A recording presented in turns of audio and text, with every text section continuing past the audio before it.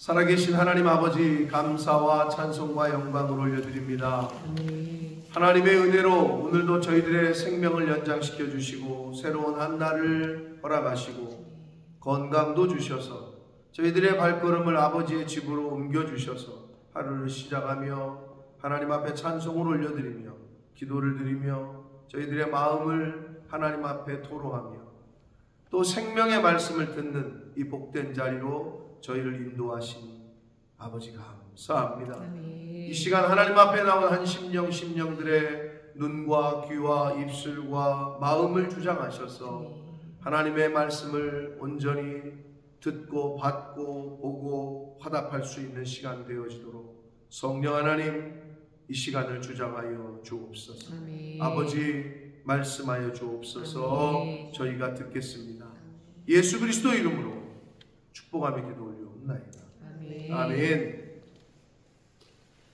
아리마대 사람 요셉과 니고데모가 당시에 여러 가지 자신에게 불리할 수도 있고 또는 목숨의 위협을 받을 수도 있는 상황에서도 예수 그리스도의 장례를 직접적으로 도왔고 주관했습니다. 자, 이렇게 해서 예수 그리스도의 십자가의 사역이 마치고 그 예수님의 시신은 예루살렘에 가까운 동산에 있는 새 무덤에 안치가 됐습니다.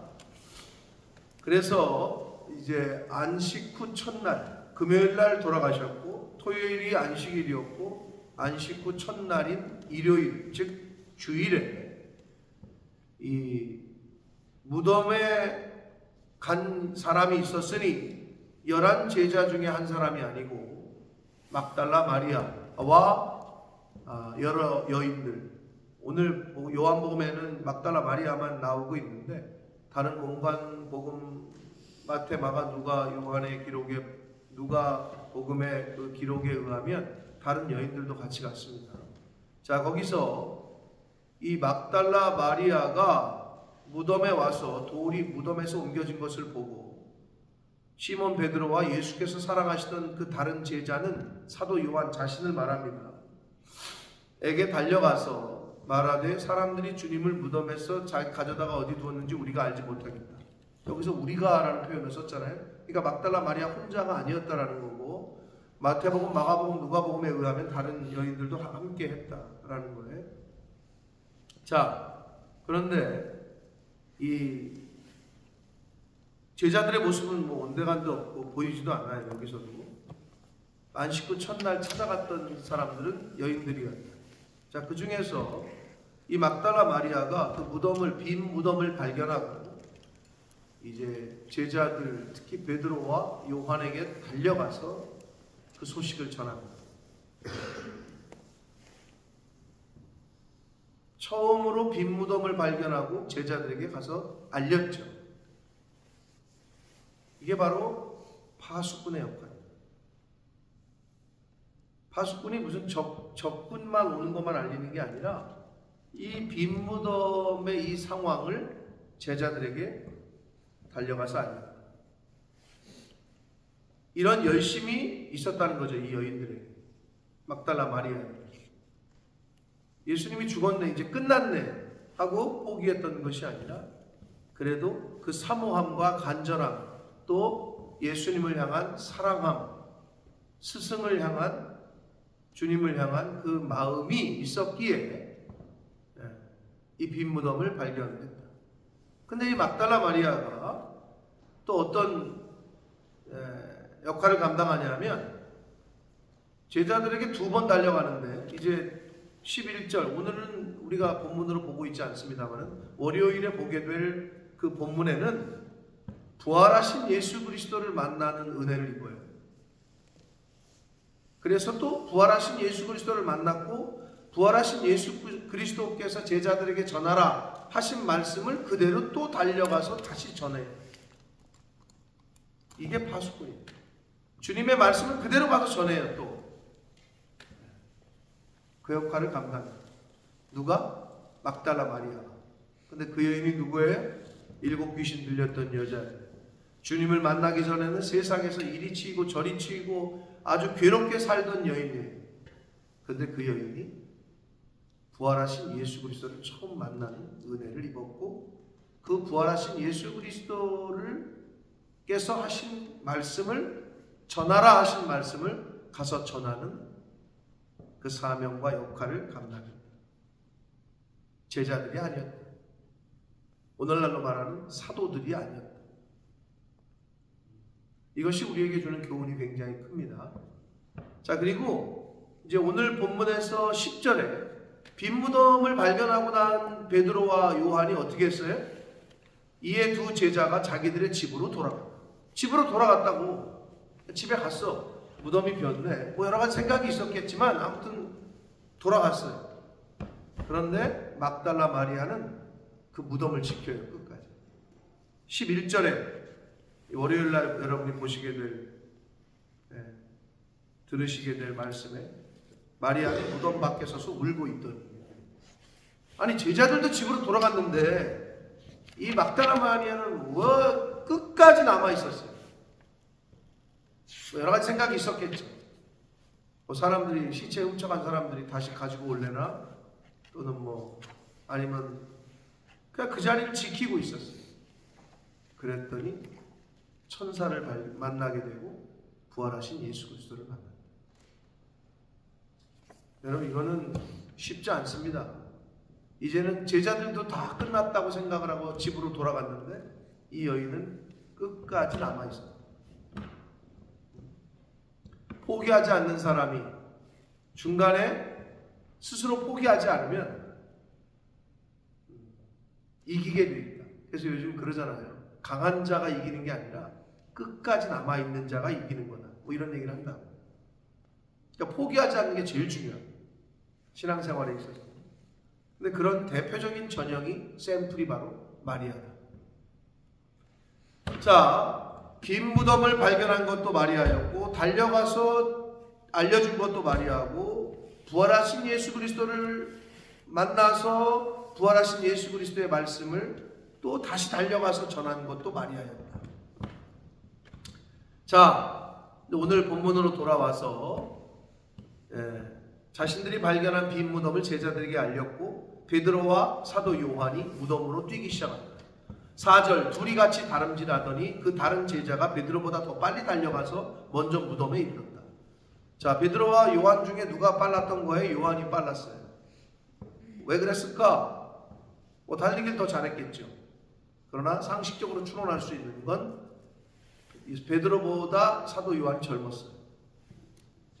그러니까 당연히 빨리 갔던 것 같고요. 자, 그래서 그 먼저 달려간 사도 요한이 빈 무덤에 먼저 달려가서 구부려 세마포 놓인 것을 보았으나 들어가지는 아니했다, 이렇게 되어 있어요. 그러니까 먼저 도착했어요.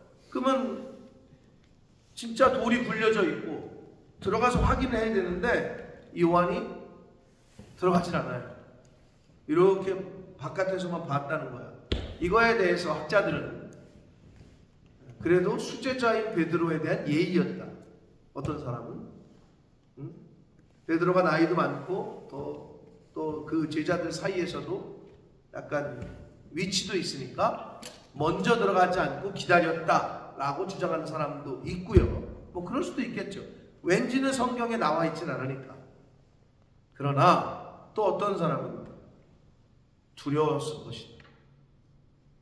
여러분 어떻게 해요? 호선이 공동묘지 가봤어? 한국에서? 가봤어? 언제? 왜 갔어? 이렇게 납골 땅이 아니고 묘지야? 낮에 갔지. 밤에 혼자 가려면 가겠어? 아주 보름달이 휘황찬란하게 뜬 밤에 혼자 가려면 가겠냐고. 가면 가? 안 무서워? 안 무서워? 또 용감한 척하고 있어. 일반적으로 사람들은 무덤, 묘지라 그러면 터부시하고 싫어하는 게 일반적이에요. 여러분 제가 말씀드리지만 무덤이 무서운 게 아니라 살아있는 사람이 무섭습니다. 네. 밤에 여러분 귀신이 무서운 게 아니에요. 살아있는 사람이 무서운 거예요. 죽은 귀신이 무서운 게 아니에요. 자, 그런데 이 묘지, 이 무덤에 왜 안 들어갔을까에 대해서 학자들이, 그리고 왜 베드로가 올 때까지 기다렸을까? 그거에 두 가지 이 해석들이 있어요. 사도 베드로를 존중했기 때문에 먼저 안 들어가고 기다렸을 것이다. 또 하나는 두려웠을 것이다. 무서웠을 것이다. 뭐 어떤 해석인지는 몰라요. 그건 나중에 하늘나라 가서 물어보시는데, 뭐 첫 번째로 해석을 해도 나름대로 우리가 생각해 볼 것도 있고, 근데 두 번째, 만약에 두려움 때문이었다면 우리가 이렇게 해석할 수 있어요. 들어가서 봐야 되는데 두려운 거예요. 그러니까 못 들어가. 확인을 해야 돼요. 여러분, 두려움은, 여러분 겁을 먹으면 어떻게 해요? 발을 못 움직인다 그러잖아요. 몸이 안 움직여, 두려우면. 반대로 두려움의 반대는 두렵지 않음이 아니라 믿음이라고. 믿음이 있는 사람은 발이 안 움직이는 게 아니라 벌써 저기 가 있어. 그게 믿음 있는 사람의 특징이에요. 두려운 사람은, 그리고 의심이 있는 사람은 액션을 취하지 못해요. 두렵기도 하고 의심이 생기니까. 그래서 시작을 못해요. 뭔가 첫 발을 내디딜 수가 없어. 근데 믿음이 있는 사람은 이미 저기 가 있어. 그게 다른 점이에요. 만약에 사도 요한이 두려움이 있었다면 들어갈 수가 없어요. 그 해석도, 그 주장도 나름대로의 일리가 있다. 그랬더니 이 사도 요한이 기다려. 그랬더니 베드로가 나중에 왔어. 그랬더니 여기 보니까 성경은 무덤에 들어가 보니 그냥 지체 없이 들어가. 베드로의 성격이거든요. 베드로는 약간 예수님 잡히실 때 칼을 빼가지고 그 종들, 말고 제사장의 종인 말고의 귀도 잘라버렸잖아요. 칼을 막 후들러 그냥. 이것들이 어디 우리 스승을 잡아가려고 그래 이러면서. 이게 베드로의 성격이야. 굉장히 다혈질이었다라고 이제 복음서를 읽고 연구하는 학자들의 베드로의 성격이 그랬을 거다 이렇게 얘기하는데, 충분히 그랬을 것 같아요. 그러니까 베드로는 뭐 없어, 그냥 거침이 없어. 오자마자 그냥 바로 들어가. 그러더니 세마포가 놓였고 머리에 쌌던 수건은 세마포에 함께 놓이지 않고 딴 곳에 쌌던 그대로 놓였더라. 이렇게 돼 있잖아요. 그러니까 빈 무덤을 확인했어요. 근데 8절 보니까 그때야 이렇게 돼 있어요. 그때서야 무덤에 먼저 갔던 다른 제자도, 즉 자신을 얘기해 사도 요한, 들어가 보고 믿더라. 이렇게 돼 있어요. 여러분, 여기 성경에 뭐라고 돼 있어요? 들어와 보고 믿었다. 확인하는 거예요. 여러분, 기독교는 체험의 신앙이에요. 가서 보고 만져야 돼요. 무덤에 들어가서 진짜 빈 무덤인 것을 확인했다는 거예요. 근데 여기서 믿었다는 것은 예수 그리스도의 부활을 믿었다는 건 아닌 것으로 보여줘요. 진짜 비었네. 시체가, 예수님의 시신이 없네. 이거를 믿은 것으로 보여줘요. 왜냐? 9절에 뭐예요? 그들은 성경에 그가 죽은 자 가운데서 다시 살아나야 하리라 하신 말씀을 아직 알지 못하더라. 이렇게 돼 있기 때문에, 그럼 뭘 보고 뭘 믿었다는 거야? 들어가 보고 진짜 시신이 없구나, 시체가 없구나, 예수님의 몸이 없구나 라는 것을 믿었다라고 여겨져요. 근데 중요한 거는 왜 안 들어갔을까? 먼저 달려갔으면 나 같으면 그냥 바로 봤을 것 같은데. 근데 학자들이 얘기한 대로 그 두 가지의 가설, 그 주장들이 가장 인정을 받는데, 베드로를 리스펙트한 거다 라는 이야기와 아니다, 두려웠을 것이다 하는 이야기, 어떤 것인지는 우리는 알지 못해요. 성경에는 그거에 대한 이야기는 없기 때문에. 그러나 아무튼 우리가 충분히 생각해 볼 만한 그 여지가 있는 사도 요한의 행동이다. 근데 만약에 두려움 때문이었다면 두려움이 있으면 들어갈 수가 없다. 근데 사도 요한은 베드로가 들어가고 나서 자기도 따라 들어가서 그걸 보고 이렇게 돼 있어요. 들어가 보고 믿었다. 어떻게 해석할 수 있습니까? 오늘날 교회로 들어오지 않으면 알 수가 없어요. 주님 안으로 들어오지 않으면, 말씀 안으로 들어오지 않으면 믿을 수가 없어요. 중요해요. 들어와야 돼요. 안으로. 주님 안으로, 교회 안으로, 말씀 안으로 들어와야 믿을 수 있다.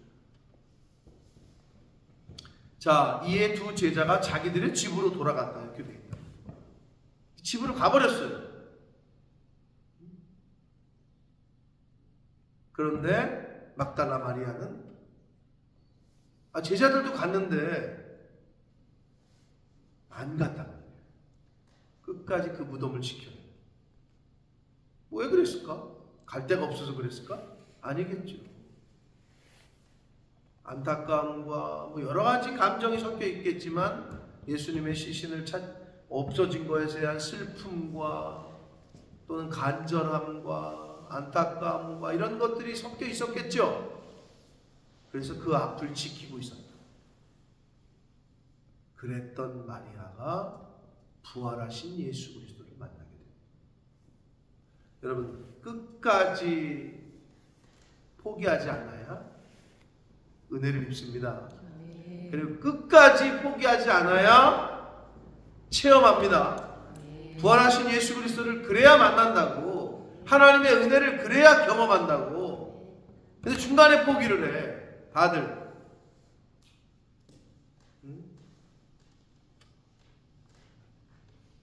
근데 세상 사람들도 그런 얘기를 한단 말이에요. 믿음이 있건 없건 인생을 많이 산 사람들이 그런 얘기를 한단 말이에요. 윈스턴 처칠이 어디 가서 그 유명한 영국의 그 수상이 그런 얘기를 했잖아요. 강연해달라고 했더니 3마디 했다고 never give up, never give up, never give up 이래고 내려왔대는데 포기하지 말아라, 포기하지 말아라, 포기하지 말아라. 왜? 인생을 많이 살고 그런 위인들의 생각에 단순한 거예요. 원래 진리는 단순한 거야. 포기하지 않아야. 호선이가 다이어트 하는 거 포기하면 어떻게 돼? 호선아 포기했어?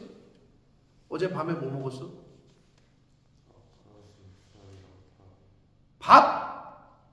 밥을 왜 먹어? 닭가슴살만 먹었어야지. 밥도 먹었어? 얼만큼? 네가 스스로 먹은 거야? 아니 우리 집에서 먹을 때는 줘도 안 먹더니 밥을. 근데 포기하지 않아야 자신이 원하던 결과를 이뤄낼 수 있는 거죠. 당연한 거죠. 인생의 순리가 그래요. 근데 신앙생활도 마찬가지다. 막달라 마리아 안식 후 첫날 아침 일찍이, 여기 성경에 보면 아직 어두울 때에, 그러니까 새벽 미명인 거죠. 그러니까 얼마나 이 마리아와 그 여인들의 간절함과 사모함이 있었는지, 또 이들의 섬김이 있었는지를 우리가 알 수가 있어요. 아침에 일찍 일어나는 새가 벌레를 많이 잡아먹는다 이런 속담이 있는데, 그랬더니 세상 사람들이 또 어떻게 그거를 패러디를 했는 줄 알아요? 아침에 일찍 일어나는 새가 피곤하다. 이런 속담을 또 그렇게 만들었다는 거야. 피곤하겠지만, 여러분, 아침에 일찍이 무덤가로 달려갔던 이 여인들이 빈 무덤을 발견했고, 이 부활의 시초잖아요. 시작이잖아요. 빈 무덤이 상징하는 거는.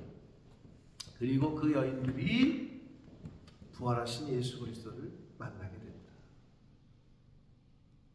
여러분, 어떤 신앙생활도 마찬가지고 세상에서도 마찬가지예요. 포기하면 안 돼요. 포기하면 내가 원하는 곳까지 갈 수가 없다고. 그 그 결과를 얻어낼 수가 없다. 우선아, 포기하면 안 된다. 알았지? 그 정체기에 와 있을 수도 있어. 너 예전에 한 뭐 10kg 뺐다고 잘 빠지고 있는데 요즘 어때? 계속 쭉쭉쭉 빠져? 요즘 왠지 정체기에 있는 것 같아?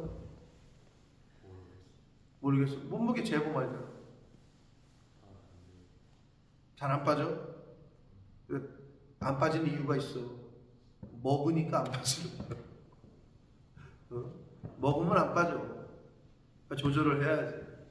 또 운동도 계속 해야 돼. 근데 어느 정도 잘 되다가 이렇게 정체기가 오죠. 그럼 요 시기를 잘 또 견뎌야 돼. 뭐 살 빼는 것만이 아니라 공부도 마찬가지고 세상 모든 게 그래요. 잘 되는 것 같은데 어느 시기가 되면 또 이렇게 정체기가 와. 그럼 그거를 넘어서야 그 다음 단계로 가. 신앙생활도 마찬가지야. 연초에 결단하고 결심에 잘해. 호선이 지금 출애굽기로 넘어갔다는데 이제 출애굽기 끝나고 레위기에 가면 정체기가 올 수도 있어. 이거 뭐 계속 짐승 잡고 뭐 갑을 두고. 호선아, 레위기 출애굽기 끝나면 레위기는 좀 어렵기 때문에 일단 건너뛰어. 뭐 읽어도 되는데 어려우면 건너뛰고 나중에 그건 배울 시간이 있을 거야. 따로. 레위기가 굉장히 중요한 책인데 혼자 읽기에는 어려운 면이 없지 않아 있다. 네가 한번 읽어보면서 그때 되면 다시 목사님한테 얘기를 하고. 근데 그 정체기가 왔을 때 넘어서야 그 다음 단계로 갈 수가 있다. 여러분, 막달라 마리아와 그 여인들의 이 열심과 사모함과 간절함, 그리고 포기하지 않는 이런 믿음을 본받는 저와 여러분 되시길 축복합니다. 사도들이 아니었어요. 제자들이 아니었어요. 그들은 다 집으로 돌아갔다고. 근데 마리아는 끝까지 남아있다가 부활하신 예수 그리스도를 만났고, 그 예수님의 부활하신 예수 그리스도의 첫 번째 말씀인 제자들에게 가서 내가 곧 하나님 아버지에게로 올라간다라고 전해라. 승천을 예고하셔요. 그거를 그 말씀을 받고 가서 그대로 전하는 파수꾼의 사명을 감당하는 영광을 얻게 됩니다. 그러므로 여러분 포기하지 마십시오. 신앙도 그렇고 여러분의 뭐 하는 일도 그렇고 공부도 그렇고 살 빼는 것도 그렇고 모든 운동도 그렇고 포기하면